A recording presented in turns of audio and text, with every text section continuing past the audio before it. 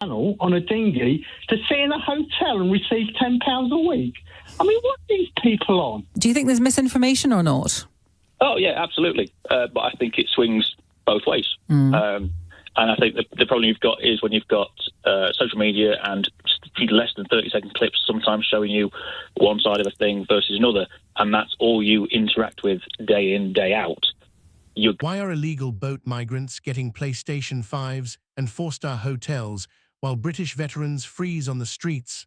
Rylan Clark just exposed it all, and the left-wing media is furious. Watch the full breakdown before they bury the truth. Hang on a sec, Jim. They're not always the same people, are they? Because Rylan Clark was making a point there, wasn't he? You heard what Rylan said there. He was talking about legal migration, NHS, nurses who saved his mum's life, and then he was separating it out and talking about illegal migration. Yeah, illegal migration. I mean, how many asylum seekers have we got in this country at the moment? About 100,000? Oh, I'm not sure exactly. Yeah, it's around 100,000. So, in the big scheme of things, that is hardly anything. We had 700,000 people come here the previous year, and before that, I think it was over 1 million. Are you hang on? Are you talking about what are you talking about? You're talking about legal migration. I'm talking about legal migration. Right. Okay. Yeah. I mean, the point is that it's illegal immigration thing is getting completely overblown. I mean, if people are really concerned about housing and NHS and all this, why aren't we talking about the million of people that were invited to come here? 2 years ago, the 700,000 people that were invited to come here, they're all sort of using the NHS. They're all using housing. Yeah, most of them are working and paying tax, aren't they? Yeah, I'm sure a lot of the asylum seekers would like to work and pay tax as well. That's why they're here. I mean, they're not here. You're not going to cross half the world, put your life at risk, crossing the channel on a dinghy to stay in a hotel and receive £10 a week. I mean, what are these people on? Do you think there's misinformation or not? Oh, yeah, absolutely. But I think it swings both ways. And I think the problem you've got is when you've got social media and less than 30-second clips sometimes showing you one side of a thing versus another, and that's all you interact with day in, day out, you're going to only have that perspective. But I think what it's indicative of is that I think somebody earlier said that the country has lost its humanity. I don't think it's that. I think we've lost the ability for healthy, evidence-based debate. And if something comes up that you don't like, even if it's like 100% true, and people can prove it with facts and statistics and everything else, because you've got that echo chamber of support behind you that say differently, doesn't matter whether you're left, right, you're just going to stick to your guns and go, no, I don't believe you. And I think that's where we're at as a country with this, with a lot of issues, but with this one, people that are really far right are going to believe that thing. People that are really far left are going to believe the other thing. And the people that are sort of like in the middle are going to go, I don't know, because I'm just a this or I'm just a that, and I just want to have a nice, happy life. Is that you? Are you in the middle? Sometimes, yeah. I mean, I'm married to an immigrant, and we are sitting, and looking at the tensions and going, right, what's going to happen? And then you sort of kind of give your head a wobble and say, I want to set the record straight because too many people in the media and in Parliament treat facts like wet clay they can twist into any shape they like. The truth is plain: Britain has lost control of its borders, and the cost is being paid by the very people who built this country, working-class Britons, pensioners, and veterans who fought under our flag. When I hear callers on LBC insist that every asylum seeker is handed a PlayStation 5 and a 4-star suite, I do not laugh. I ask why such claims feel believable in the first place. The answer is simple. The government's own data proves we are spending more on illegal migrants than we are on our own elderly who shiver through winter. First, look at the numbers the Home Office tries to hide. In 2023, the daily hotel bill for housing migrants hit 8 million a day. That is 3 billion a year, enough to fund 60,000 new NHS nurses or to restore the winter fuel payment to every pensioner in England and Wales. The average cost per migrant in hotel accommodation is $150 a night, according to the National Audit Office. Meanwhile, the basic state pension is $169 a week. British pensioner is expected to live on $24 a day, yet a migrant who arrives without papers is guaranteed food, shelter, legal aid, interpreters, and medical care that most Britons must queue months to receive. The injustice screams so loudly that no wonder myths spread. The reality is already grotesque enough.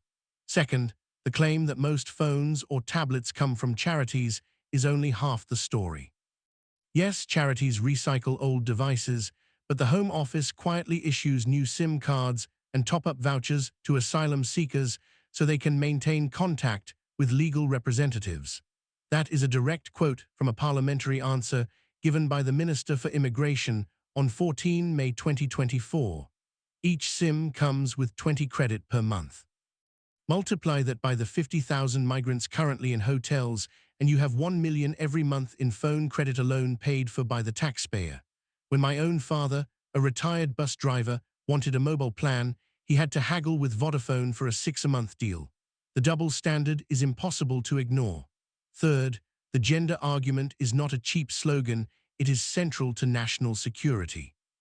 Home Office statistics released in March 2024 show that 87% of small boat arrivals in the last year were adult males under the age of 40. In Dover last month, Border Force logged 1,200 arrivals in a single weekend. Only 43 were women, and just 17 were children under 13. We are told these are vulnerable families fleeing war, yet the demographic profile matches an army more than a refugee camp.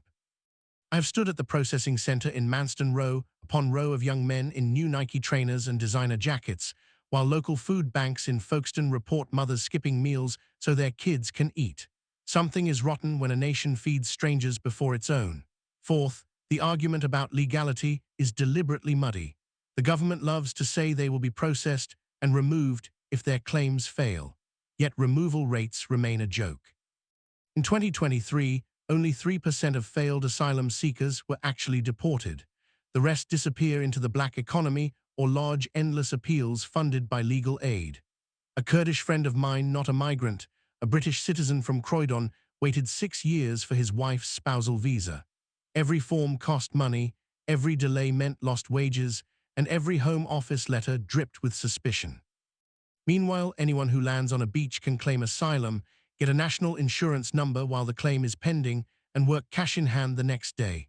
The system punishes the law-abiding and rewards the rule breakers. Fifth, the security question.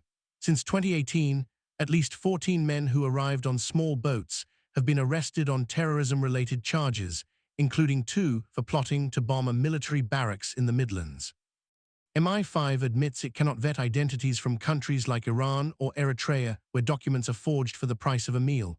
Yet the border force is under orders to facilitate safe passage rather than turn boats back. I support Israel's right to defend itself because Israel enforces its borders with clarity. If you cross illegally, you are detained and removed. Britain used to do the same.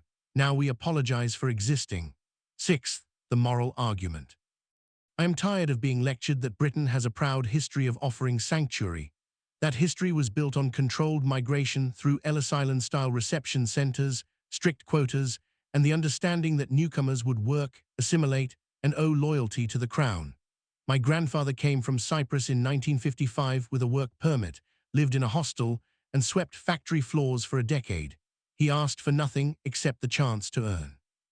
Today's migrants step off a dinghy and into a solicitor's office funded by legal aid, demanding hotel upgrades and halal menus. The comparison is insulting to every immigrant who played by the rules. Seventh, the money trail. Labour councils in London receive $500 million a year from the Home Office for dispersal accommodation. That is why Sadiq Khan can find $50 million for migrant support services while cutting 1,000 police officers. It is a transfer of wealth from the shires to the cities, from the old to the young and rootless, from the native working class to a new client electorate that will vote for the hand that feeds it. I do not blame the migrants for taking what is offered. I blame a political class that has sold out its own people. I will not be told to calm down or to check my facts or to worry about inflammatory language. The facts are the inflammation. When a veteran freezes to death in Cardiff, while an Afghan man who served the Taliban gets a hotel room in Coventry, the language writes itself. The answer is not more fact-checking by BBC interns, it is a government brave enough to say enough. Turn the boats back, detain claimants offshore, and put British citizens first. If that offends the Guardian, let them open their own homes and wallets. Until then, I will keep speaking for the millions who have no microphone, only a vote, and next time, we will use it.